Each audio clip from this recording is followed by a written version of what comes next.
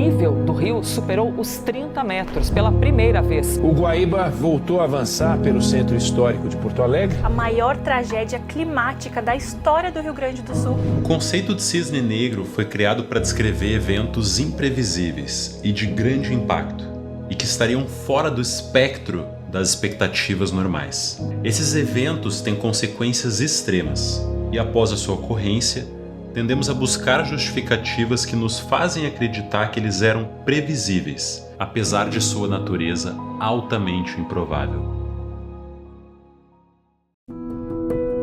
Em maio de 2024, o Rio Grande do Sul foi afetado pela sua maior tragédia climática de todos os tempos. As fontes oficiais falam que, até esse momento, 169 pessoas mortas, 600 mil pessoas fora de casa e quase 2 milhões de pessoas atingidas, seja de maneira direta ou indireta. Eu, por exemplo, e grande parte da equipe da Zimov também foi afetada porque a gente reside aqui em Porto Alegre. Esse evento trata-se, portanto, de um cisne negro. Mas, diferente de muitas pessoas que agora, depois do ocorrido, tentam encontrar dados que provem que esse evento ele era previsível antes dele ter ocorrido, um grupo de pesquisadores da Universidade Federal do Rio Grande do Sul já vinha trabalhando com simulação de cenários como este que aconteceu agora desde o ano passado. Só que para te explicar essa história, a gente precisa voltar um pouquinho no tempo. Entre os dias 22 de abril e 6 de maio, o estado do Rio Grande do Sul recebeu um volume de chuva sem precedentes. Galera, no intervalo de 14 dias, a gente recebeu o que era esperado para 5 meses de chuva. Em cidades mais ao norte, os estragos vieram antes, e sempre em localidades próximas aos rios. No Rio Taquari, no Rio Caí, no Jacuí, no Rio dos Sinos, no Rio Gravataí. E a consequência inevitável é que todo esse volume de água uma hora ia chegar no Guaíba, que banha a capital e a zona de maior densidade populacional de todo o estado. No dia 2 de maio, uma notícia de que essa enchente poderia ser a maior da história começou a circular na mídia. Só que esse alerta não foi dado pela Defesa Civil, que é o órgão responsável por fazer isso, e sim por esse grupo de pesquisadores da URGS que, por um certo acaso, já vinha simulando cenários de caos desde o ano passado. Esse aqui é o Rodrigo Paiva, é um dos professores do IPH e ele me contou como tudo ocorreu. Por uma sorte do destino, esse sistema, esse tipo de coisa a gente já estava estudando há muito tempo. Legal. O Matheus, que é Matheus Sampaio, ele é engenheiro e é mestrando, e já vinha simulando. E aí já desde a cheia de setembro do ano passado, a gente já estava fazendo ensaios de previsão. A cheia que ele se refere ocorreu em setembro do ano passado, e até aquela data, ela já havia sido a maior em décadas, ficando atrás apenas da Grande Cheia, de 1941, que devastou a cidade. No dia 2 de maio, eles lançaram um primeiro boletim que já alertava para um cenário do Guaíba superando os 5 metros, o que já seria a maior de todos os tempos. Mas mesmo que esse nível se concretizasse, na teoria não deveria ser um problema para a cidade. Isso porque Porto Alegre conta com um sistema de defesa de enchentes que é composto por uma série de defesas físicas, incluindo muros e estradas elevadas, algumas partes móveis, que são comportas que se fecham, e diversas casas de bombas que deveriam drenar a água excedente da cidade para fora. Esse sistema foi projetado para proteger a cidade de enchentes de até 6 metros, então em tese nós deveríamos estar seguros. No dia 3 de maio eles lançaram um mapa de risco apontando que bairros seriam afetados se porventura o sistema de defesa falhasse. E infelizmente ele falhou. O Rodrigo, junto com outros professores e acadêmicos da URGS, adotaram a partir daí uma rotina pesada de trabalho, de publicar todos esses estudos quase que diariamente. Eles foram aos principais veículos de imprensa, saíram nos principais jornais e de maneira indireta eles acabaram ajudando a população a tomar melhores decisões. Eles previram que o nível do Guaíba superaria os 5 metros. E acertaram. Eles previram também que bairros seriam atingidos caso o sistema da cidade falhasse. E acertaram. Previram também que no dia 9 de maio, mesmo após uma primeira retração do rio, o nível voltaria a subir e que ainda não era seguro que a população retornasse às suas casas. E acertaram de novo. Previram que a enchente seria duradoura e que a população deveria se preparar para lidar com isso. também acertaram. E aí, então, a gente estabeleceu essa rotina, né? De todos os dias, começa às 6 da manhã, analisando todos os dados. Porque o que é o público tem que entender também, como é um sistema muito complexo, é um evento sem precedentes, é muito difícil fazer todo esse trabalho com uma ferramenta toda automatizada que já foi feita antes. Então, muita coisa dá errado, muita coisa exige a interpretação e o conhecimento que a gente tem na área de anos para imaginar o que pode acontecer. Então, o que a gente percebe? No fim das contas, a tecnologia nos ajuda muito, mas a capacidade verdadeiramente está nas pessoas, né? Mas como que eles fizeram isso? Como é que a gente faz para prever o nível de um rio baseado em chuva? Bom, fazer isso é uma tarefa complexa e o Rodrigo me deu uma aula aqui. Existem basicamente 2 tipos de modelos que são usados nesse caso, os de base estatística e os de base física. Os modelos de base estatística são bem fáceis de serem compreendidos e talvez você que já trabalhou com machine learning alguma vez na vida vai compreender bem. Basicamente o que se faz é coletar dados ao longo do tempo de diversas variáveis e a gente tenta organizar essas variáveis de tal forma que umas possam ser utilizadas para prever outras.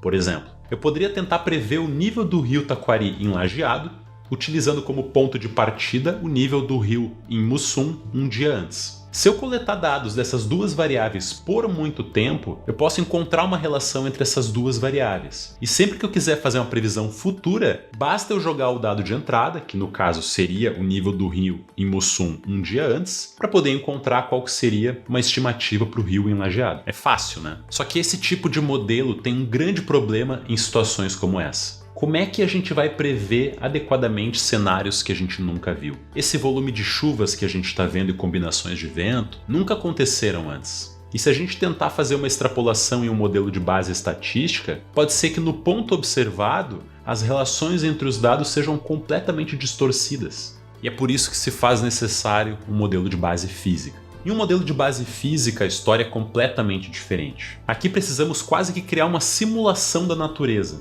que vai representar a forma como ela se comporta, cada um dos aspectos que definem a sua dinâmica, e traduzir isso em equações matemáticas que aí sim vão ser resolvidas utilizando programação. Nesse caso específico, o Rodrigo me explicou que eles utilizaram 2 modelos, o modelo de grandes bacias, MGB, e o REC-RAS, River Analysis System. O MGB é um modelo hidrológico que já vem sendo construído há mais de 10 anos dentro da URGS, pelo próprio IPH, e é amplamente utilizado para simulação hidrológica em grandes bacias hidrográficas. O processo é o seguinte: o primeiro passo é fracionar toda uma grande bacia em mini bacias, e a gente vai trabalhar com cada uma delas de maneira separada. O objetivo do MGB é nos dar a vazão d'água em diferentes pontos da bacia. Só que para isso o modelo precisa antes trabalhar com que volume de água cai em cada bacia em função da chuva acumulada, da topografia da região, do tipo de solo, o quanto vai penetrar nesse solo nos reservatórios subterrâneos, o quanto vai ficar retido, o quanto vai evaporar, para daí sim poder estimar o quanto chega aos rios. Depois disso, a gente ainda precisa levar em consideração a velocidade dos ventos, que vai influenciar na superfície da água, retardando ou acelerando o seu fluxo. Uma observação que atenuou mais a tragédia é que no começo de maio, os ventos começaram a soprar no sul, ou seja, eles agiram represando toda aquela água que estava vindo do norte. E esse foi um dos fatores que prejudicou ainda mais toda a situação que a gente viu depois. Mas voltando para o modelo, uma vez que ele atinge o rio, eles são capazes de montar um hidrograma que vai alimentar um outro modelo, o REC-RAS. E esse fica responsável por calcular, dentre outras coisas, o perfil da superfície da água ao longo do rio e como ela vai interagir com outras estruturas hidráulicas. Esses modelos vão dar uma série de dados, velocidade do rio, umidade, transpiração, mas o que mais importa pra gente mesmo é qual é o nível do rio e que zonas vão ser atingidas por ele. E um fato muito curioso é que o primeiro modelo hidrodinâmico que se propôs a estudar o escoamento das águas foi proposto em 1871, por Saint-Venant. Só que é interessante que foram só 100 anos depois que as primeiras soluções puderam ser encontradas com o uso de programação. O Rodrigo inclusive não sabia, mas ele é um grande exemplo do público-alvo da Asimov, que é justamente isso, profissionais que aprendem a programar para resolver problemas de sua área. Na verdade, que é eu o teu não caso. sou programador. A gente é engenheiro e cientista e a programação está muito no nosso dia a dia porque os cálculos são complicados. Exatamente, exatamente. Porque sem ser capaz de traduzir essas equações que são bem complexas em algoritmos e deixar que os computadores resolvam ela, basicamente nós não seríamos capazes de encontrar resposta nenhuma para as perguntas que viriam a seguir.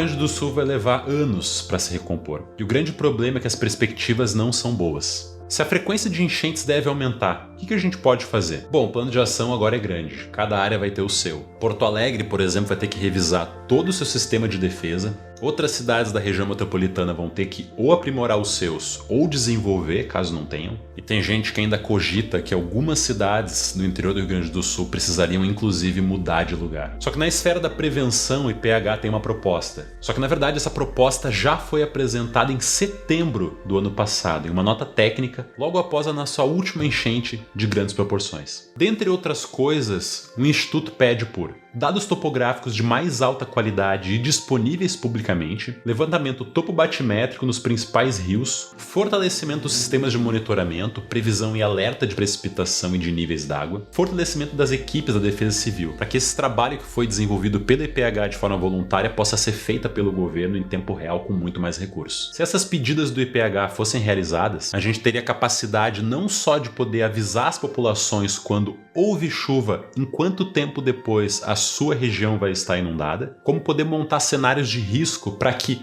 cada pessoa em cada bairro do Rio Grande do Sul inteiro, por exemplo, pudesse saber qual o nível de risco que a sua região tem e se de repente enfrentar uma grande enchente, em quanto tempo deve evacuar a casa. Porque muitas pessoas acabaram morrendo porque a água entrou rápido demais, não deu nem tempo de sair. E de posse desses dados, cada pessoa poderia saber quanto tempo levaria para uma água entrar e invadir a sua casa, quanto tempo ela teria que correr para poder se antecipar. A partir daí a gente poderia ter capacidade de desenvolver comunicações mais efetivas entre as pessoas e inclusive desestimular pessoas a morarem em zonas de risco. O que a gente viveu nesse último mês aqui no estado, claro que vai servir de lição para todos nós, mas eu acredito que também para o resto do Brasil e do mundo, para que quando tudo isso se repetir novamente, e provavelmente vai se repetir, o impacto seja muito menor.